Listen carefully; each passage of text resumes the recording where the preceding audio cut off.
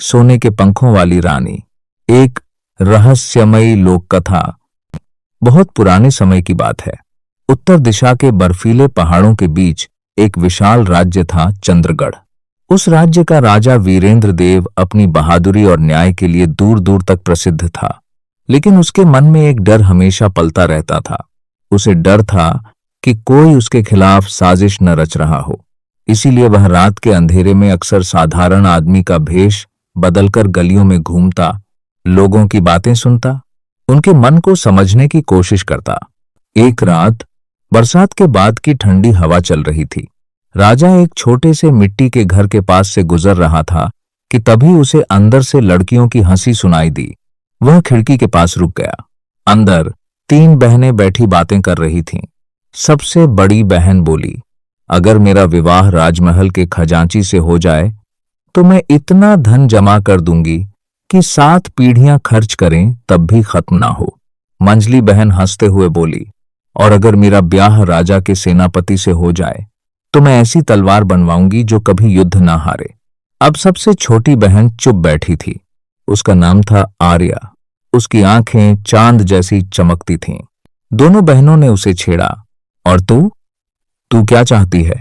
आर्या ने धीरे से कहा, अगर भाग्य ने साथ दिया तो मैं राजा से विवाह करना चाहूंगी, और मैं उसे 3 ऐसी संतान दूंगी जिनके बाल चांदी की तरह चमकेंगे और जिनकी आंखों में नीली रोशनी होगी। तीनों हंसने लगीं, लेकिन खिड़की के बाहर खड़ा राजा गंभीर हो गया। अगले ही दिन तीनों बहनों को राज दरबार में बुलावा आया। वे डर से कांपती हुई महल पहुंची। राजा ने मुस्कुराकर कहा, डरो मत, बस मुझे वो बातें दोबारा बताओ जो तुम कल रात कर रही थीं। तीनों के चेहरे पीले पड़ गए। आखिरकार बड़ी बहन ने अपनी इच्छा बताई, फिर मंझली ने, और अंत में आर्या ने शर्माते हुए सिर झुका लिया। राजा ने कुछ पल उसे देखा, फिर बोला, आज से तुम चंद्रगढ़ की रानी हो। पूरा दरबार हैरान रह गया। कुछ ही दिनों में तीनों बहनों की शादी उनकी इच्छा अनुसार हो गई। लेकिन अब दोनों बड़ी बहनों के मन में जलन की आग भड़क उठी। आर्या अब रानी बन चुकी थी। सारा राज्य उसकी सुंदरता और दया की प्रशंसा करता था। समय बीता और एक दिन खबर फैली कि रानी गर्भवती है। उसी समय पड़ोसी राज्य ने हमला कर दिया। राजा युद्ध के लिए निकल पड़ा। जाने से पहले उसने रानी का हाथ पकड़कर कहा, मुझे विश्वास है तुम अपना वचन जरूर पूरा करोगी। राजा चला गया। अब महल में सिर्फ रानी और उसकी 2 ईर्ष्यालु बहनें रह गईं। कुछ महीनों बाद तूफानी रात में रानी ने एक सुंदर पुत्र को जन्म दिया। उसके बाल सचमुच चांदी जैसे चमक रहे थे। जैसे ही दोनों बहनों ने उसे देखा, उनकी आंखों में नफरत भर गई। उन्होंने बच्चे को उठा लिया और उसकी जगह एक काला बिलौटा रख दिया। फिर आधी रात में बच्चे को एक बूढ़ी दाई को देकर कहा, इसे ऐसी जगह फेंको जहां से ये कभी लौट ना सके। दाई बच्चे को जंगल के बीच बहती काली नदी तक ले गई। उसने बच्चे को लकड़ी की टोकरी में रखा और नदी में बहा दिया। लेकिन किस्मत को कुछ और मंजूर था। उसी रात एक बूढ़ा शिकारी नदी किनारे जाल डाल रहा था। उसे बहती हुई टोकरी दिखाई दी। जब उसने टोकरी खोली तो उसकी आंखें फटी रह गईं। अंदर एक चमकता हुआ बच्चा था। उसकी चांदी जैसी लटें अंधेरे में भी चमक रही थीं। शिकारी और उसकी पत्नी निसंतान थे। उन्होंने बच्चे को भगवान का उपहार मानकर पाल लिया। उधर महल में खबर फैलाई गई कि रानी ने एक जानवर को जन्म दिया है। राजा का दिल टूट गया, लेकिन उसने फिर भी रानी को सजा नहीं दी। समय बीता। रानी दूसरी बार गर्भवती हुई। इस बार उसने एक बेटी को जन्म दिया, जिसकी आंखें नीली आग जैसी चमकती थीं। लेकिन फिर वही हुआ। बहनों ने बच्ची को चुरा लिया और इस बार उसे जंगल के पुराने कुएं में फेंक दिया। संयोग से वही शिकारी उस रात वहां से गुजर रहा था। उसने रोने की आवाज सुनी और बच्ची को बचा लिया। अब उसके पास 2 बच्चे थे।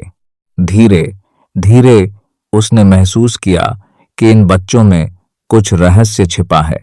रात होते ही उनके बाल चमकने लगते और उनके आसपास नीली रोशनी तैरने लगती। साल गुजरते गए। दोनों बच्चे बड़े होने लगे। लड़के का नाम रखा गया अर्णव और लड़की का तारा। एक रात शिकारी ने देखा कि जंगल के जानवर दोनों बच्चों के सामने सिर झुका रहे हैं। उसी समय आसमान में बिजली चमकी और एक रहस्यमयी बूढ़ा साधु उनके घर के सामने प्रकट हुआ। साधु बोला, ये साधारण बच्चे नहीं हैं, इनके जन्म से एक प्राचीन भविष्यवाणी जुड़ी है। शिकारी डर गया। साधु बोला, जब चांदी बालों वाले 3 बच्चे एक साथ होंगे तभी अंधकार का द्वार बंद होगा। शिकारी हैरान रह गया। 3 बच्चे? साधु ने कहा, तीसरा बच्चा अभी महल में कैद है। उधर महल में रानी तीसरी बार मां बनी थी। इस बार उसने एक पुत्र को जन्म दिया जिसके माथे पर नीले रंग का चमकता निशान था, लेकिन बहनों ने उसे भी छीन लिया और राजा को झूठ बोल दिया कि रानी शापित है। अब राजा टूट चुका था। गुस्से में उसने रानी को महल के नीचे बने अंधेरे तहखाने में कैद करवा दिया, जहां सिर्फ एक छोटी खिड़की से हवा आती थी। रानी हर रात अपने बच्चों को याद करके रोती रहती। उधर तीसरे बच्चे को भी मारने भेजा गया, लेकिन इस बार बूढ़ी दाई डर गई। वह बच्चे को मार ना सकी। उसने उसे एक पुराने मंदिर के बाहर छोड़ दिया। वहीं साधु ने उस बच्चे को उठा लिया। उसका नाम रखा विहान। अब तीनों बच्चे अलग अलग जगह पल रहे थे, लेकिन भाग्य उन्हें धीरे धीरे एक दूसरे के करीब ला रहा था। 16 साल बाद पूरा चंद्रगढ़ एक अजीब डर में जी रहा था। हर अमावस्या की रात राज्य के लोगों के गायब होने की खबर आती। कहा जाता था कि पहाड़ों के पीछे बना काला महल फिर जाग चुका है और वहां रहने वाली छाया आत्माएं इंसानों को उठा ले जाती हैं। एक रात अर्णव और तारा जंगल में शिकार करने निकले थे। तभी उन्हें दूर पहाड़ी पर नीली रोशनी दिखाई दी। दोनों उसके पीछे गए और पहली बार उनकी मुलाकात विहान से हुई। जैसे ही तीनों एक दूसरे के पास आए, उनके शरीर से तेज रोशनी निकलने लगी। आसमान में बिजली कड़क उठी।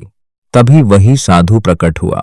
उसने कहा, समय आ गया है पुरी, समय आ गया है। तीनों हैरान थे।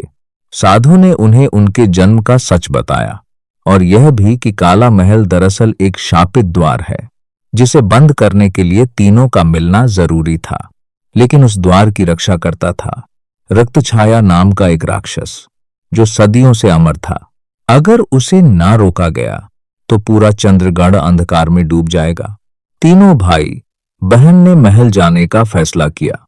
रास्ते में उन्हें भयानक जंगल, जहरीली धुंध और पत्थर बना देने वाली आत्माओं का सामना करना पड़ा। एक रात तारा ने देखा कि कोई औरत दूर खड़ी रो रही है। वह उसके पीछे गई, लेकिन अचानक वह औरत डरावनी चुड़ैल में बदल गई। उसकी आंखें जल रही थीं। वह बोली, जो काले महल में जाता है वो कभी लौटकर नहीं आता। लेकिन तारा नहीं डरी। उसने अपनी चमकती आंखों से चुड़ैल को पीछे धकेल दिया। धीरे धीरे तीनों काले महल तक पहुंच गए। महल के चारों ओर हजारों पत्थर की मूर्तियां खड़ी थीं। वे सब उन लोगों की थीं जो वहां गए और कभी लौट ना सके। महल के अंदर घुसते ही आवाज गूंजी, आखिरकार राजा की संतानें आ ही गईं। अचानक अंधेरे से रक्त छाया प्रकट हुआ। उसका शरीर धुएं से बना था और आंखें आग जैसी जल रही थीं। उसने हमला कर दिया। भीषण युद्ध शुरू हो गया। अर्णव की तलवार टूट गई। विहान घायल हो गया। तारा अकेली लड़ती रही। तभी उसे मां की कही बात याद आई, सच्ची रोशनी कभी अंधेरे से नहीं हारती। तारा ने अपनी आंखें बंद की और उसके शरीर से तेज नीली रोशनी निकलने लगी।